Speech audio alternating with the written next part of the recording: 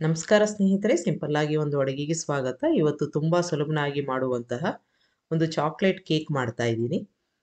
ಇದರಲ್ಲಿ ವಿಶೇಷ ಅಂತಂದರೆ ಇದಕ್ಕೆ ನಾನು ಎಗ್ಗನ್ನು ಬಳಸಿಲ್ಲ, ಜೊತೆಗೆ ಅವನ್ ಕೂಡ ಬೇಡ, ಬೆಣ್ಣೆ ಅಥವಾ ಕಂಡೆನ್ಸ್ಡ್ ಮಿಲ್ಕು ಯಾವುದೂ ಇಲ್ಲದೆ ತುಂಬ ಸುಲಭ ರೀತಿಯಲ್ಲಿ ನಿಮ್ಮ ಮನೆಯಲ್ಲಿ ಇರುವ ಒಂದು ಪದಾರ್ಥಗಳನ್ನ ಬಳಸ್ಕೊಂಡು ಬಾಣಲೆನಲ್ಲಿ ಮಾಡ್ತಾ ಇದ್ದೀನಿ.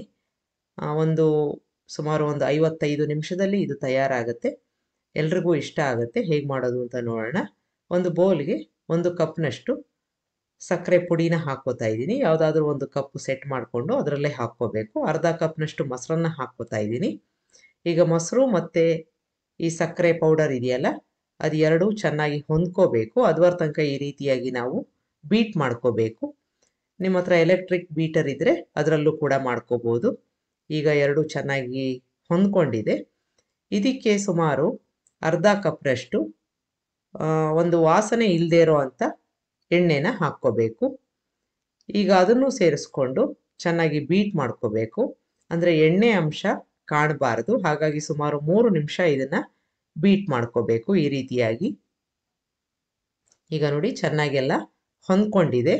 ಈ ರೀತಿಯಾಗಿ ಆಗಬೇಕು.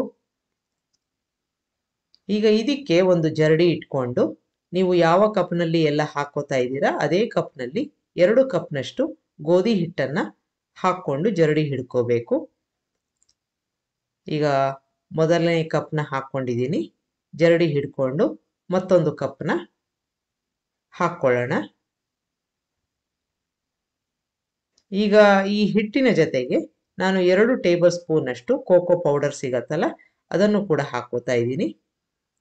ಈಗ ಜರಡಿ ಹಿಡ್ಕೊಂಡ್ಬಿಡೋಣ. ಈ ಥರ ಮಾಡ್ಕೊಳ್ಳೋದ್ರಿಂದ ಸಣ್ಣ ಸಣ್ಣ ಗಡ್ಡೆಗಳು ಏನಾದರೂ ಇದ್ದರೆ ಅದೆಲ್ಲ ಹೊಟ್ಟೋಗುತ್ತೆ. ಈಗ ಜರಡಿ ಹಿಡ್ಕೊಂಡಿದ್ದಾಗಿದೆ.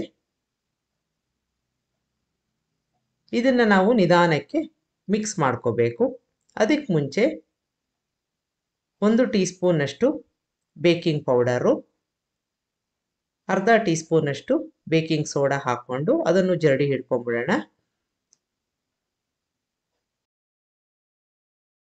ಎಲ್ಲ ಡ್ರೈ ಐಟಮ್ಸ್ ಏನೇನಿತ್ತು ಅದನ್ನೆಲ್ಲ ಹಾಕ್ಕೊಂಡಿದ್ದೀವಿ. ನಿಧಾನಕ್ಕೆ ಈ ರೀತಿಯಾಗಿ ಒಂದೇ ಡೈರೆಕ್ಷನಲ್ಲಿ ಮಿಕ್ಸ್ ಮಾಡ್ಕೋಬೇಕು. ನಾವು ಮಿಕ್ಸ್ ಮಾಡಿಕೊಂಡಾಗ ಅದು ಸ್ವಲ್ಪ ಗಟ್ಟಿಯಾಗಿರುತ್ತೆ. ಹಾಗಾಗಿ ಅದಕ್ಕೆ ನಾವು ಒಂದು 3/4 ಕಪ್ನಷ್ಟು, ಯಾವ ಕಪ್ನಲ್ಲಿ ನಾವು ಎಲ್ಲ ಹಾಕ್ಕೋತಾ ಇದ್ದೀವಿ ಅದರಲ್ಲಿ 3/4 ಕಪ್ನಷ್ಟು ರೂಮ್ ಟೆಂಪ್ರೇಚರಲ್ಲಿರೋ ಒಂದು ಹಾಲನ್ನು ಸ್ವಲ್ಪ ಸ್ವಲ್ಪ ಹಾಕ್ಕೊಂಡು ಮಿಕ್ಸ್ ಮಾಡ್ಕೋಬೇಕು. ಅದಕ್ಕೆ ಮುಂಚೆ 1 ಟೇಬಲ್ ಸ್ಪೂನಷ್ಟು ವೆನಿಲಾ ಎಸೆನ್ಸ್ನ ಹಾಕ್ಕೊಂಡಿದ್ದೀನಿ. ಈಗ ಹಾಲನ್ನು ಹಾಕ್ಕೊಂಡು ನಿಧಾನಕ್ಕೆ ಒಂದೇ ಡೈರೆಕ್ಷನಲ್ಲಿ ಮಿಕ್ಸ್ ಮಾಡ್ಕೋಬೇಕು. ಸ್ವಲ್ಪ ಸ್ವಲ್ಪ ಹಾಕ್ಕೊಂಡು ಈ ರೀತಿಯಾಗಿ ಮಿಕ್ಸ್ ಮಾಡ್ಕೋತಾ ಇರಬೇಕು. ಹೀಗೆ ಮಾಡಿಕೊಂಡಾಗ ಕನ್ಸಿಸ್ಟೆನ್ಸಿ ಕರೆಕ್ಟಾಗಿ ಗೊತ್ತಾಗುತ್ತೆ. ಮಧ್ಯೆ ಮಧ್ಯೆ 2 ಸ್ಪೂನು ಅಥವಾ 3 ಸ್ಪೂನು ಹಾಲನ್ನು ಹಾಕ್ಕೊಂಡು ಮಿಕ್ಸ್ ಮಾಡ್ಕೋಬೇಕು. ತುಂಬ ನೀರಾಗಿ ಬೇಡ, ತುಂಬ ಗಟ್ಟಿಯಾಗೂ ಬೇಡ. ಈಗ ಕೊನೆಯದಾಗಿ ಹಾಲನ್ನು ಹಾಕ್ಕೊಂಡು ಮಿಕ್ಸ್ ಮಾಡಿಕೊಂಡು ಕನ್ಸಿಸ್ಟೆನ್ಸಿ ಕರೆಕ್ಟಾಗಿ ಬರುತ್ತೆ. ಅಕಸ್ಮಾತಾಗಿ ತುಂಬ ಗಟ್ಟಿಯಾಗಿದೆ ಅಂತಾದರೆ ಇನ್ನೂ 1 ಅಥವಾ 2 ಸ್ಪೂನಷ್ಟು ಹಾಲನ್ನು ಹಾಕ್ಕೋಬೋದು. ಈ ರೀತಿಯಾಗಿ ಇರಬೇಕು. ಗಂಟಿಲ್ದಾಗೆ ಬ್ಯಾಟರು ರೆಡಿ ಆಯಿತು. ಇದಕ್ಕೆ ನೀವು ಬೇಕಾದರೆ ಚೋಕೋ ಚಿಪ್ಸ್ನ ಹಾಕ್ಕೋಬೋದು. ಇದು ಆಪ್ಷನಲ್ಲು, ಬೇಡದೆ ಹೋದರೆ ಸ್ಕಿಪ್ ಮಾಡ್ಬೋದು. ಈಗ ಅದನ್ನು ಹಾಕ್ಕೊಂಡು ಲೈಟಾಗಿ ಮಿಕ್ಸ್ ಮಾಡ್ಕೋತಾ ಇದ್ದೀನಿ. ಈಗಾಗಲೇ ನಾವು ಒಂದು ಬೇಕಿಂಗ್ ಪೇಪರ್ನ ಹಾಕಿಟ್ಟಿರೋ ಒಂದು ಮೋಲ್ಡ್ಗೆ ಇದನ್ನು ಹಾಕ್ಕೋಬೇಕು. ಅದಕ್ಕೆ ಮುಂಚೆ ನಾವು ಬಾಣಲೆನಲ್ಲಿ ಮಾಡ್ತಾ ಇರೋದ್ರಿಂದ ಅದನ್ನು ಸ್ವಲ್ಪ ಕಾಯಕ್ಕೆ ಇಟ್ಟಿದ್ದು, ಅಂದರೆ ಪ್ರೀ ಹೀಟ್ ಮಾಡ್ಕೊಂಡಿರಬೇಕು. ಈಗ ಮೋಲ್ಡ್ಗೆ ಹಾಕ್ಕೋತಾ ಇದ್ದೀನಿ. ಇದು ಹಾಕ್ಕೊಂಡಿದ ನಂತರ ಇದ್ರ ಮೇಲೆ ನೀವು ಬೇಕಾದರೆ ಗಾರ್ನಿಷ್ ಮಾಡ್ಬೋದು. ಈ ರೀತಿಯಾಗಿ 1 ಅಥವಾ 2 ಬಾರಿ ಟ್ಯಾಪ್ ಮಾಡಬೇಕಾಗತ್ತೆ. ಒಳಗಡೆ ಸೇರಿಕೊಂಡಿರೋ ಒಂದು ಗಾಳಿ ಎಲ್ಲ ಹೊಟ್ಟೋಗುತ್ತೆ. ಈಗ ಚೋಕೋ ಚಿಪ್ಸ್ನ ನಾನು ಹಾಕ್ಕೊಂಡು ಒಂದು ಗಾರ್ನಿಷ್ ಮಾಡ್ಕೋತಾ ಇದ್ದೀನಿ. ಇದು ಆಪ್ಷನಲ್ಲು. ಈಗಾಗಲೇ ನಾವು ಬಾಣಲೆನ ಕಾಯಕ್ಕೆ ಇಟ್ಟಿದ್ದು ಅದು ಪ್ರೀ ಹೀಟ್ ಆಗಿರುತ್ತೆ. ಅದರಲ್ಲಿ ಈ ಒಂದು ಟ್ರೇನ ಇಟ್ಟು ಸುಮಾರು 55 ನಿಮಿಷ ಸಿಮ್ಮಲ್ಲಿ ಇಟ್ಕೋಬೇಕು. ಮಧ್ಯೆ ಮಧ್ಯೆ ತೆಗೆಯೋದು ಬೇಡ. ಈಗ 55 ನಿಮಿಷ ಆಗಿದೆ. ಒಂದ್ಸಲ ಚೆಕ್ ಮಾಡಿ ನೋಡ್ಕೊಳ್ಳೋಣ. ಆಗಿಲ್ಲ ಅಂತಂದ್ರೆ ಇನ್ನೂ ಒಂದು 5 ನಿಮಿಷ ಹೆಚ್ಚು ಇಡಬೇಕಾಗುತ್ತೆ. ಈಗ ಇದು ಸಂಪೂರ್ಣವಾಗಿ ಆಗಿದೆ. ಸ್ವಿಚ್ ಆಫ್ ಮಾಡ್ಕೊಂಡಿದ್ದೀನಿ. ತೆಕ್ಕೊಂಡ್ಬಿಟ್ಟು ಆರಕ್ಕೆ ಬಿಡೋಣ. ಈಗ ಒಂದು 20-25 ನಿಮಿಷ ಆಗಿದೆ. ಸುಮಾರಾಗಿ ತಣ್ಣಗಾಗಿದೆ ಅಂತ ಆದರೆ ಇದನ್ನು ನಾವು ಡಿಮೋಲ್ಡ್ ಮಾಡ್ಕೋಬಹುದು.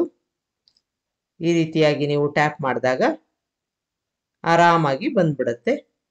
ಈಗ ನಾವು ಹಾಕಿದ್ದ ಬೇಕಿಂಗ್ ಪೇಪರ್ ಎಲ್ಲ ತೆಗೆದು ಅದನ್ನು ಸಂಪೂರ್ಣವಾಗಿ ಆರಕ್ಕೆ ಬಿಡಬೇಕು. ಇಲ್ಲ ಅಂತಂದರೆ ಮುರಿದು ಹೋಗುತ್ತೆ.